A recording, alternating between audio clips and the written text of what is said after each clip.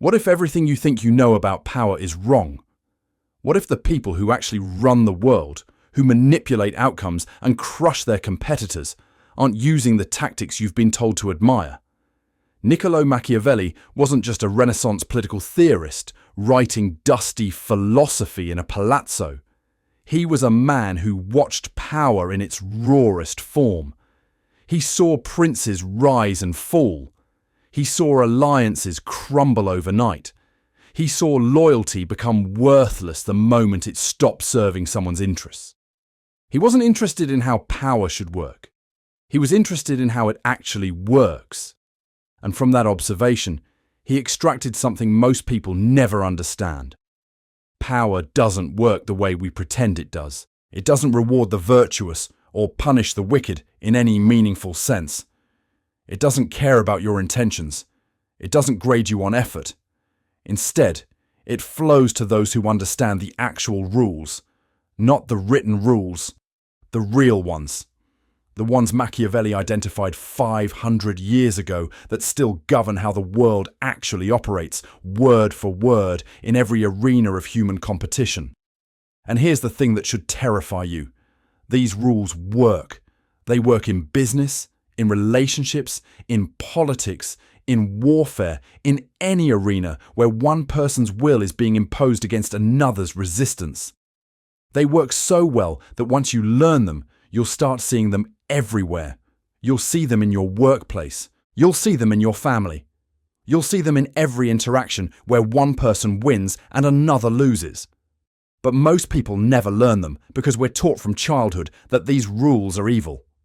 We're told that nice guys finish first, that honesty is the best policy, that playing fair always wins. And that conditioning, that deeply ingrained belief system, is exactly what keeps you powerless.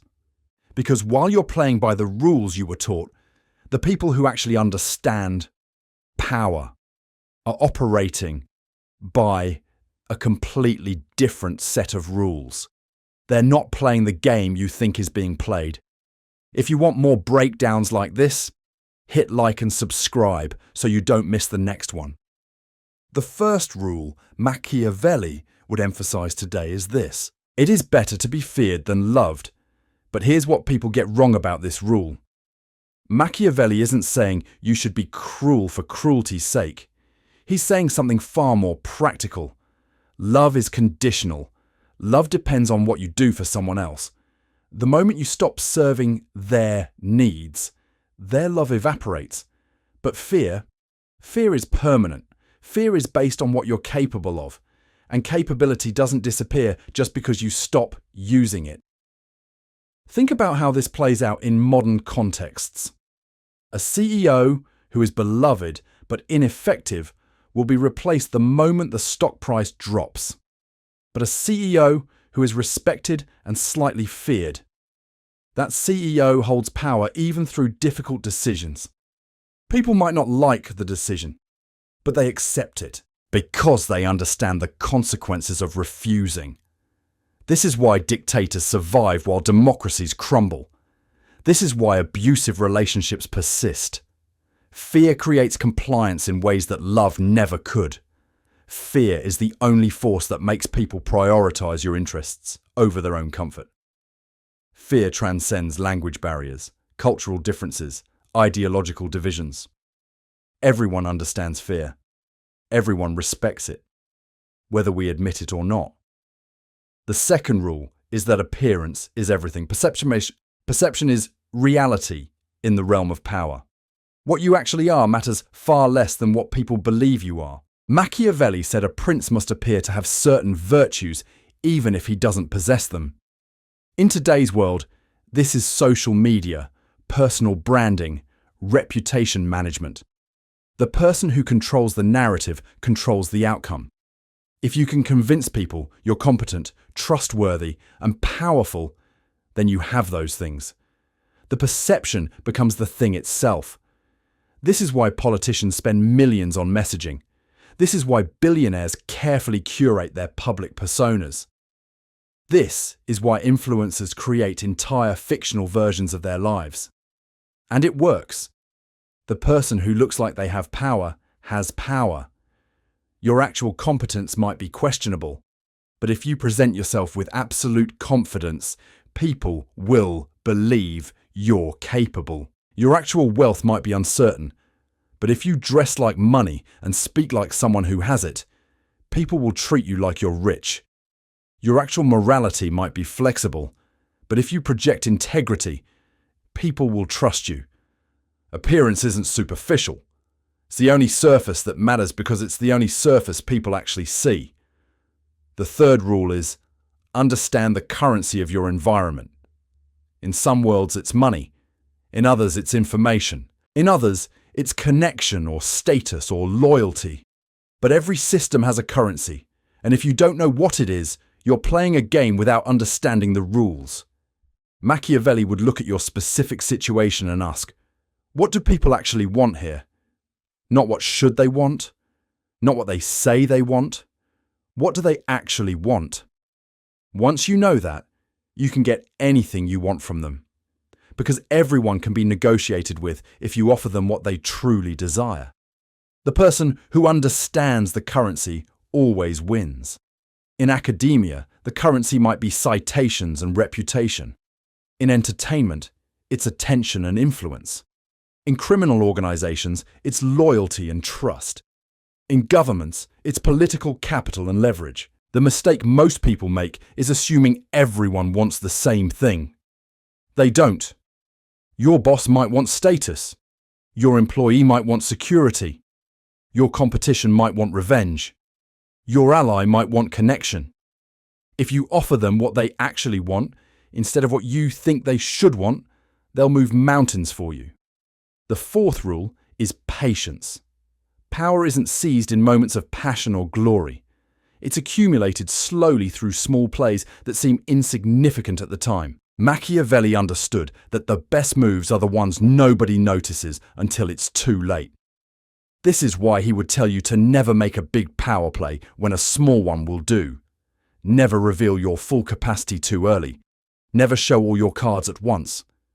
The person who makes big dramatic moves is the person who hasn't understood real power. Real power is boring. It's the slow accumulation of advantage that nobody sees coming until the day you're suddenly untouchable.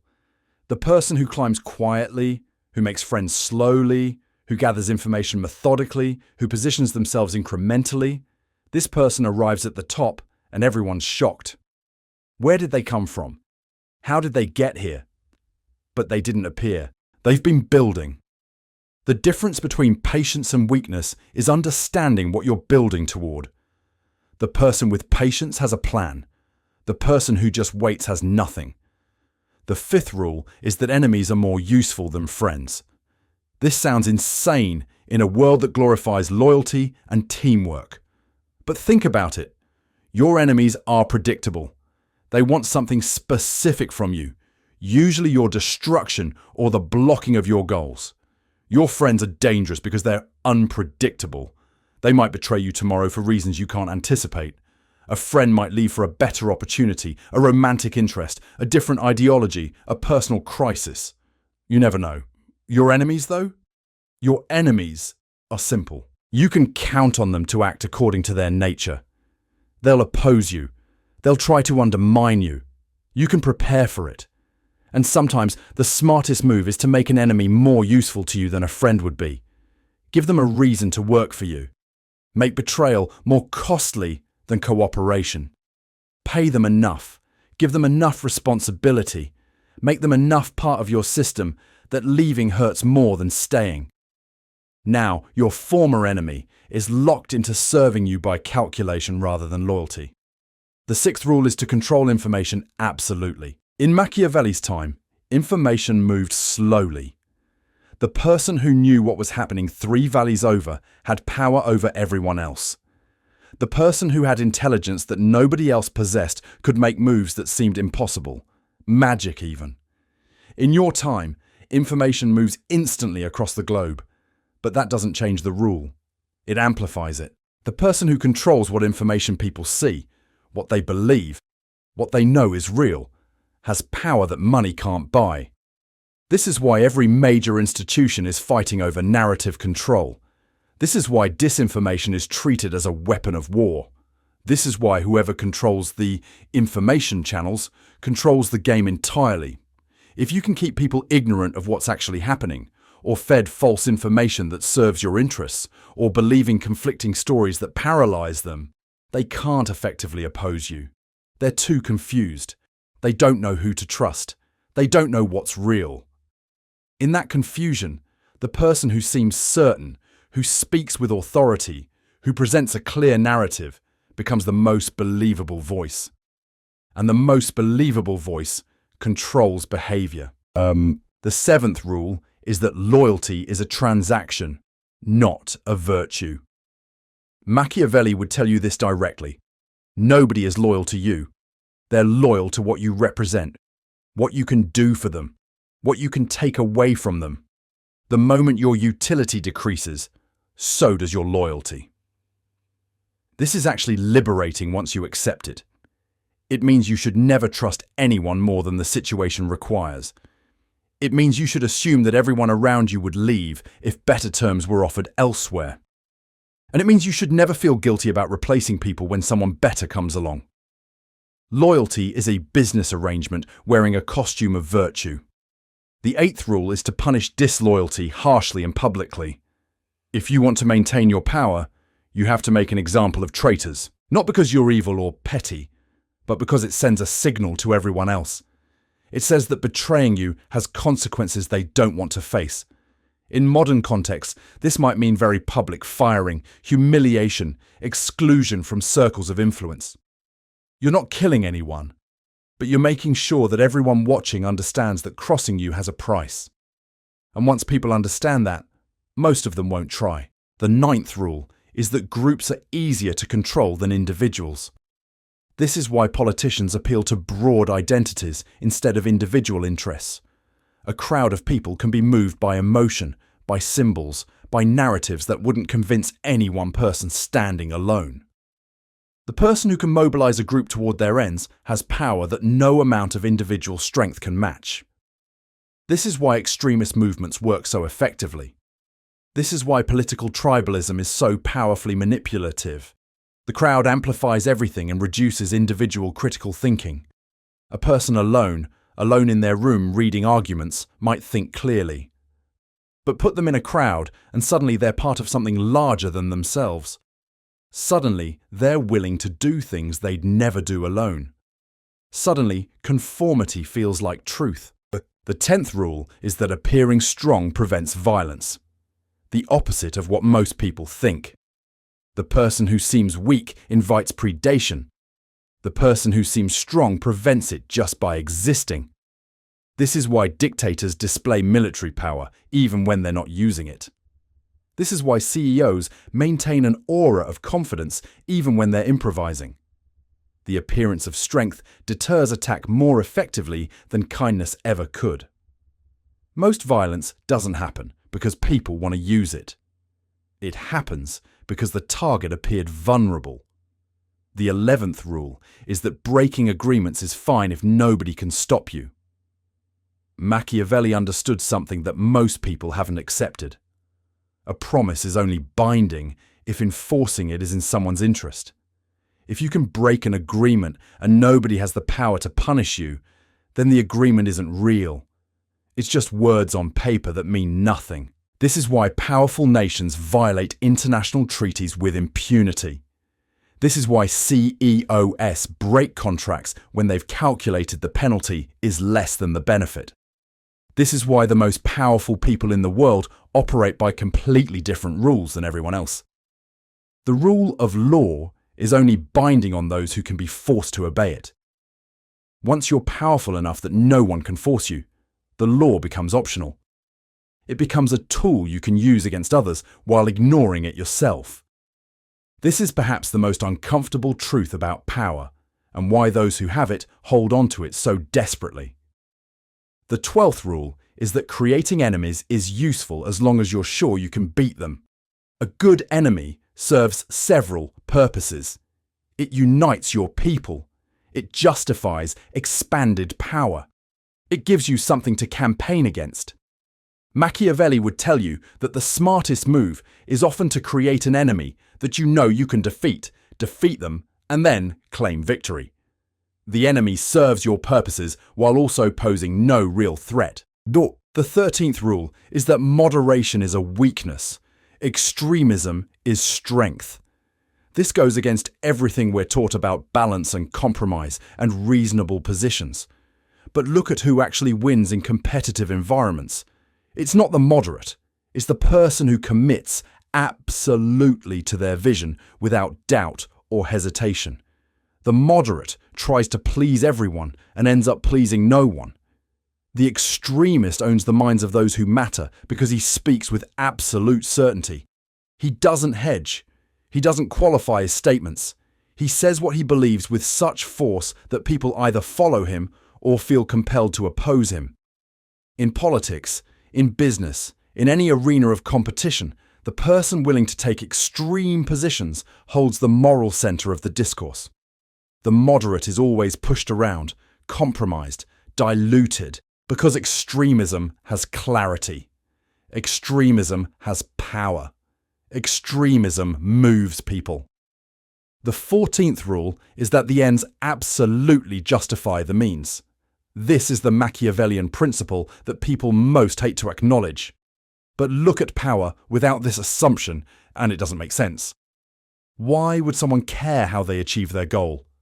Only because we're taught that the process matters. But the process doesn't matter. Only the outcome matters. The person willing to use any method to achieve their objective will beat the person who limits their methods to ones considered moral or appropriate. This is why total wars are more effective than limited ones. This is why psychological manipulation works better than honest persuasion. The 15th rule is that generosity is strategic, never spontaneous. Machiavelli said a prince should be generous only in ways that increase his power. Not from kindness, not from genuine care, not because you feel compassion, but because calculated generosity creates loyalty more effectively than anything else ever could. Give someone something they value unexpectedly and you've created an emotional debt. They feel obligated to you.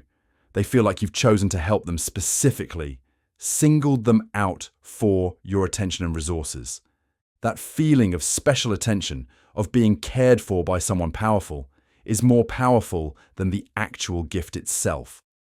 So the rule is this: be generous, but make sure everyone sees that you're being generous. Make sure they understand that it was your choice, your decision, your will that resulted in their benefit. Make them thank you. Make them grateful. That's what creates loyalty. That's what creates power.